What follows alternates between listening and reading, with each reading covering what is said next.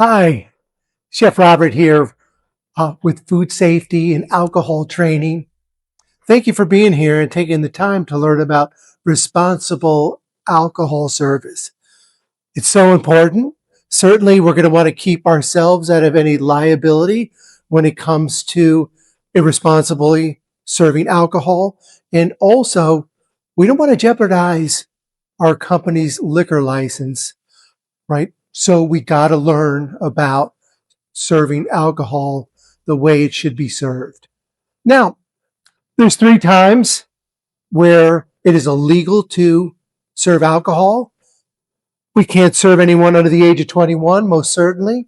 So we got to learn how to properly card, how to check the acceptable forms of ID and make sure they're legitimate, make sure that they're not expired, and that ID belongs to the person that's showing it to you. Now, we also cannot it's illegal to serve alcohol if the person looks or acts intoxicated. And we're going to be talking a lot about that today, how to identify a person's behavior if they're overindulged, if they've had too much to drink, when to, talk about different strategies to slow them down, or when to cut off a guest where they cannot have any more alcohol. And the 3rd time it's illegal to serve alcohol, we can't serve anybody alcohol who's of legal age, but they take that alcoholic beverage and pass it over to someone that's underage.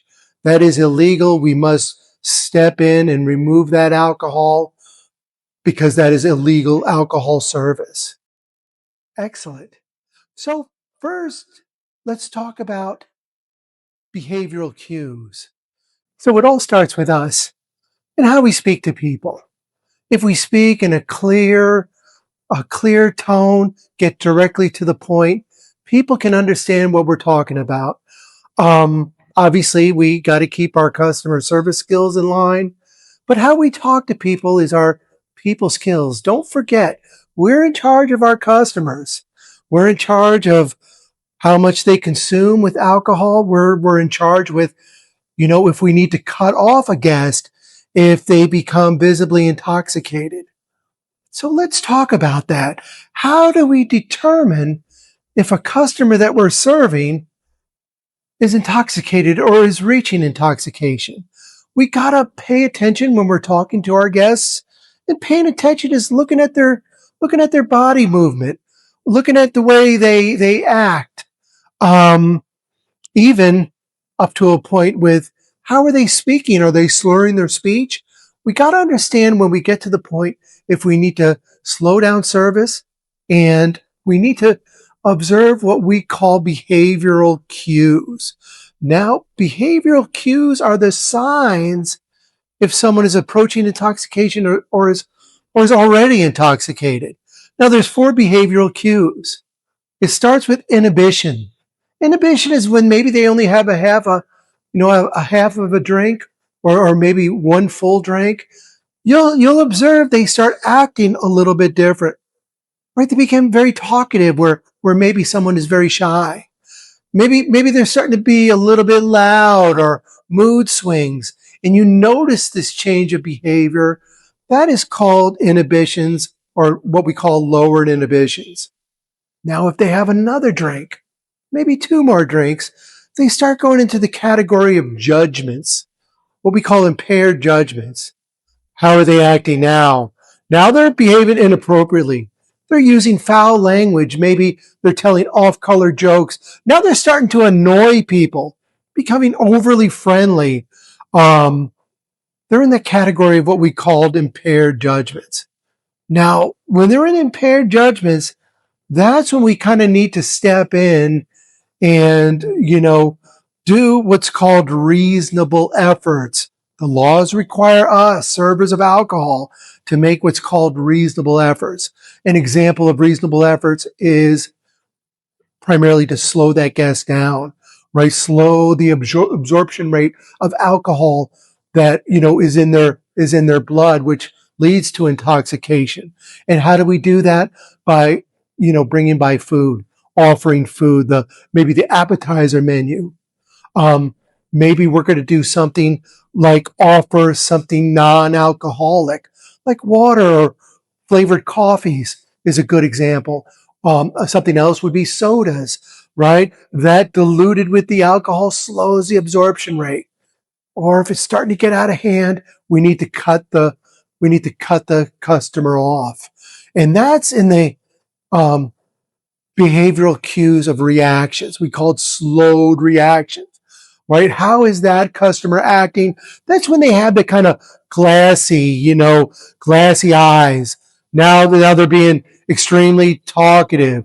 Now they're forgetting things. They're moving very slowly. Think of it from their end. The whole world is starting to move, very slowly. Slurred speech. That's why we engage our customers and we talk to them, waiting for that response to see if that speech is slurred. Also, we're going to talk to them too, because if they're losing their train of thought, or they start answering and go off into a different direction, that's a sign right there. They need to be cut off. And when they're in the part of uh, slowed reaction, that's when we need to cut off. Now, hopefully, it never gets to this point, but the final stage in behavioral cues is coordination, or what we call loss of coordination. And we've all seen the YouTube videos of the particularly drunken person that's stumbling and swaying, and they're dropping things and they bend down and they can't pick it up. That's a stage we never want to get into, right? We're going to want to make sure that we cut that person off way before that stage, because if they hit coordination, it's hard to, pick up the pieces and correct that situation at this point. So those are the behavioral cues, what we're going to be observing and we're going to be watching to ensure when we need to cut that person off. But I want to mention one thing: tolerance. People that have years and years of heavy drinking, right? We call that high tolerance.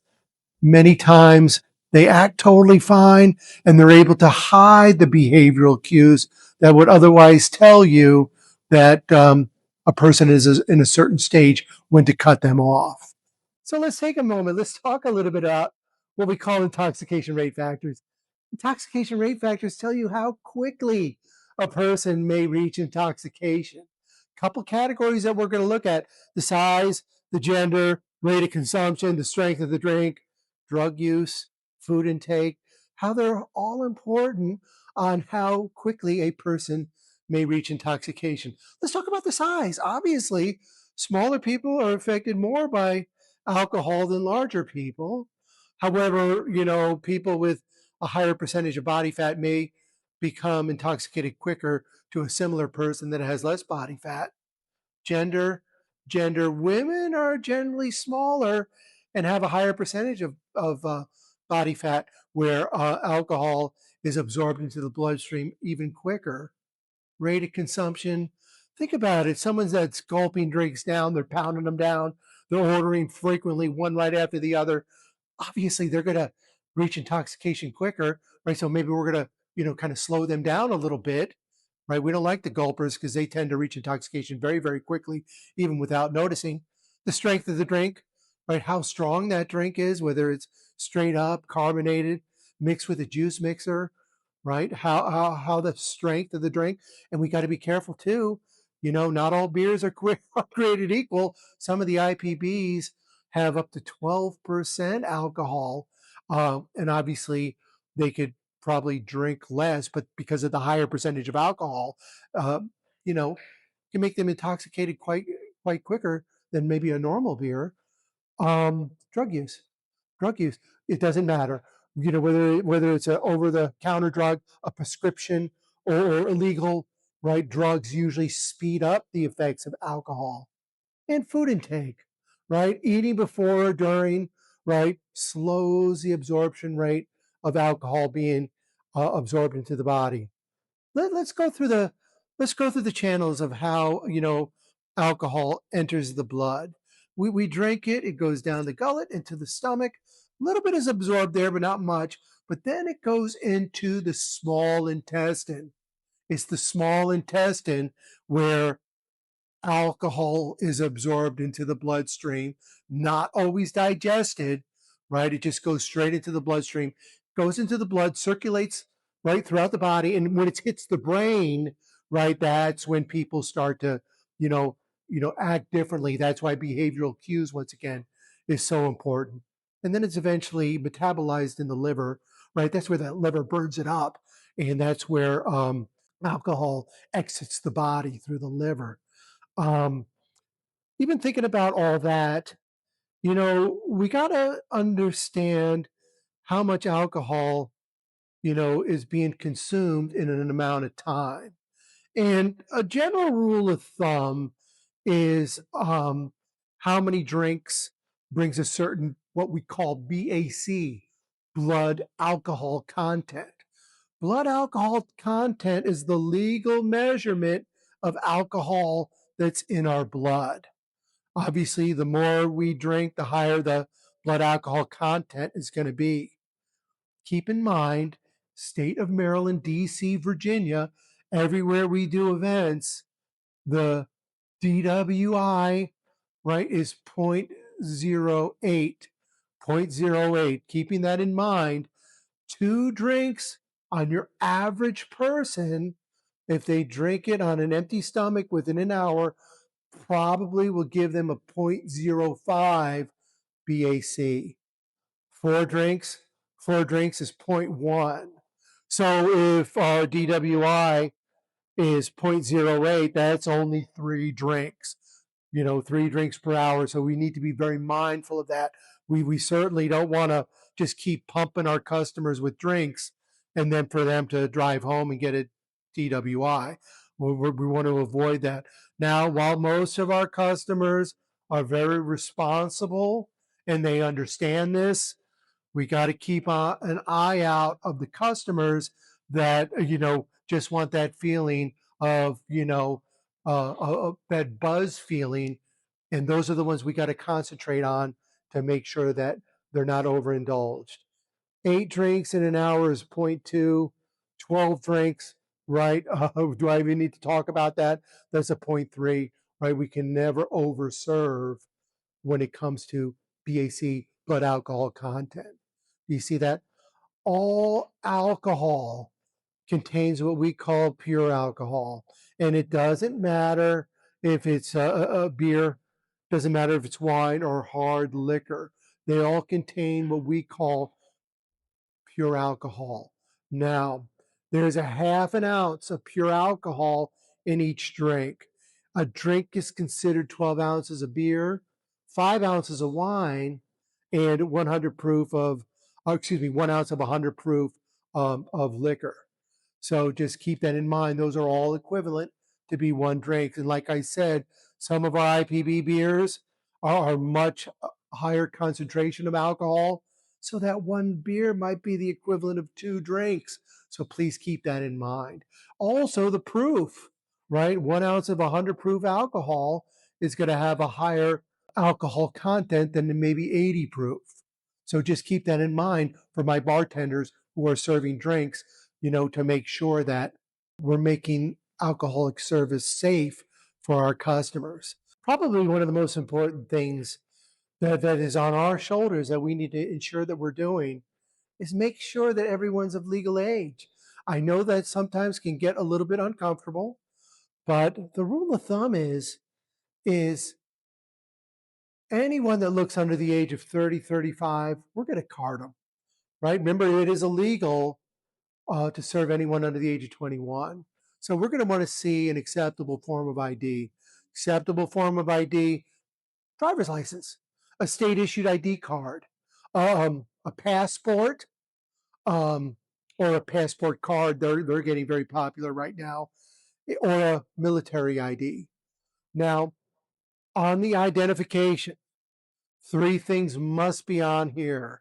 Identification must have a picture, a signature, a date of birth, and it cannot be expired. So pull out your own ID and take a look at it, right? Notice where your eyes should go to see the birthday. There's 2 places that have the birthday, right? On the upper right hand side and on the bottom lower side. That's the birth date. Look at the birthday. Um, 21 years of age. That means they have to be born in at least 2005, right? To be 21 on or before this date. Look at the signature. That's a good way to tell if it's a legit ID. If it looks like a Microsoft font, it's probably not a legit ID. Look at the picture. Compare the picture next to the person. Um, First name, last name. They don't go by eye color anymore. The height, the weight, and on the bottom right, it has the expired date. Right? It cannot be expired. Make sure it's not expired. A lot of people, right? They'll borrow someone else's old ID and try to pass that along. A lot of younger children, underage, they'll grab their older brother's or sister's ID, go to CVS, get one of those passport photos, and kind of paste it on there. So let's talk about how we check someone's ID, right? For someone to, you know, show you their ID by showing their ID and then putting it back into their wallet. No, no. What we need to do, we're going to physically take a hold of that ID, right? We want to hold it, right? We want to feel for that glue line, right? If that extra picture, we're going to want to look on the backside. A lot of fake IDs, and they come out of China.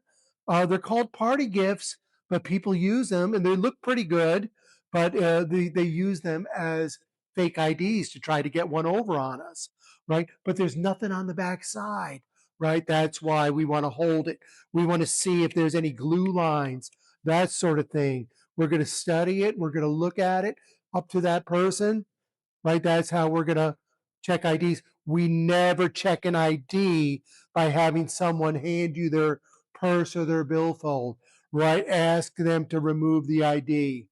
After after we have the ID in our hands, we're going to inspect it. We're going to look at the birthday, right? We're going to make sure it's not expired, right? If we're not sure or the person is kind of acting a little nervous and jumpy, right? We're going to start asking them questions like, what year did you graduate high school? What's your astrological sign? Obviously, you don't know that. I don't know what the astrological signs are, but what you're looking for how they're going to, that hesitation, right? That's a dead giveaway, most certainly. Um, if you're not sure, you can ask for a second form of ID. Second form of ID. Obviously, they don't have another driver's license, but what they will have is maybe a membership card or a credit card. You're looking for that name to match up to the name that's on the driver's license or the ID, right? You're going to kind of match that up. If it's a borrowed ID or fake ID, right, the names are obviously not going to match up. If you're still not sure, ask a manager to come on over or a captain to help you out to get the identification verified. And lastly, um, you can deny service so long you don't discriminate. We never want to do that. So that's a lot of information, right? We learned about how to, ask for someone's ID and how to verify it. We talked about how to size a person up by observing them, listening to them talk with our behavioral cues because we can't, serve anyone that looks or acts intoxicated. So let's talk about a couple of situations. Let's say you're serving a brunch and Mrs. McGillicuddy's grandchild is there and she assures you she's 21 years old. No, we're going to go ahead and card, right? We're going to go ahead and ask him the card. Oh, don't worry, I can vouch for her. Remember, we can't serve anyone under the age of 21. All you have to say is, oh, I'm not singling anyone out. I'm just following the rule of law. Certainly, we don't want to put our liquor license in jeopardy. We never want to do that. And we never want to give our, uh, uh, have any possible liability on our end.